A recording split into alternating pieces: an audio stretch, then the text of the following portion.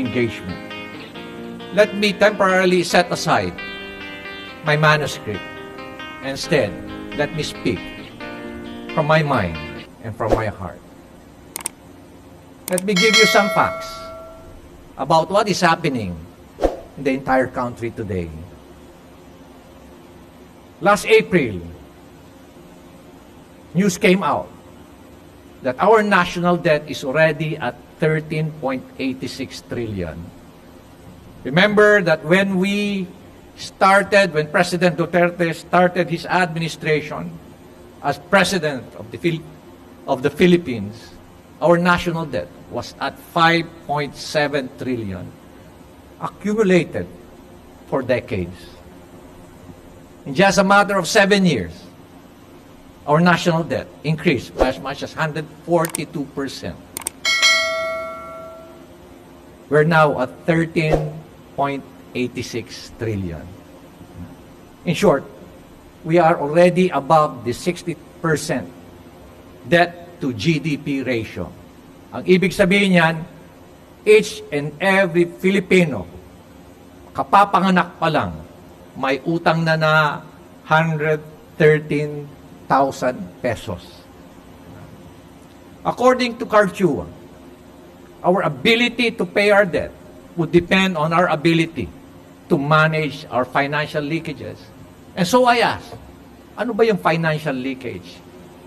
And no less than the former Secretary of NEDA said, ang final leakage na sinasabi ko, a big chunk of that goes to corruption. And surprisingly, when the news came out, na ang utang pala natin is already at 13.86 trillion, only very, very few members of our legislative branch, people from Congress, raised hell. Ulitin ko, only very few raised hell. It is at this backdrop, or against this backdrop, that I will like to share with you this narrative. Last year, I was invited by the Civil Service Commission and the Department of Interior Local Government to talk before newly elected officials twice. In one session, there are about 150 mayors. A second session, about 200 mayors. Last March, I was given a chance again to talk to about 1,100 municipal mayors, all members of the League of Municipalities. 3 weeks ago, I had the chance to talk and speak before vice governors of the different provinces. In all occasions, my topic was technology and governance. Basically, how do you use technology in enhancing the way we govern, the way we process, the way we manage our local government unit. For the first 15 minutes, everybody was just so enthusiastic, listening to me, looking at my impressive presentation. And then I start talking about good governance. I start talking about traditional politics. I start talking about corruption and its direct correlation with poverty. And when I start doing that, they also start looking at their cell phones.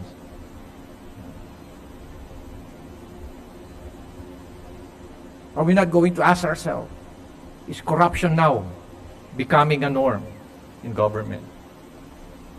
Is good governance becoming an exception? Nakakalungkot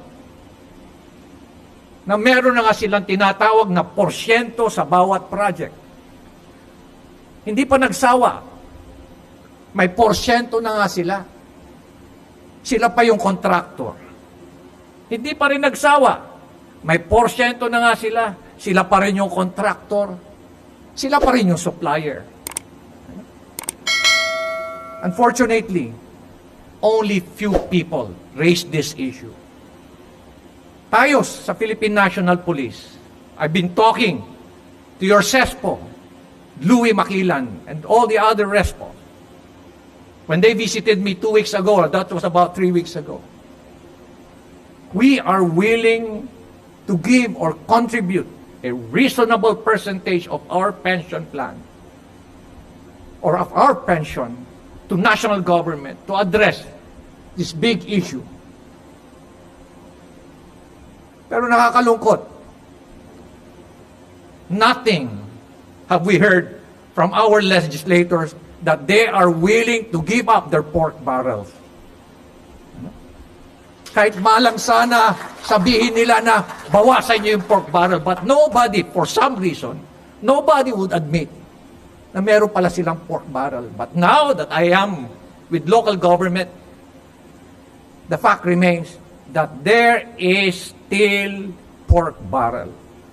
Tayo, in the uniformed service, both from the armed forces and from the Philippine National Police, we risk our life. We risk equality time with our family. And we're willing to give up a small amount of our pension just to help national government, just to address this huge deficit, just to address this big national debt. Hintayin natin kung anong sasabihin ng ating mga magigiting na legislators. Hintayin natin silang magsalita. Hopefully, one of them will come out in the open and tell us it is about time that legislators should also give a big contribution to address national government issue, especially on our financial debt.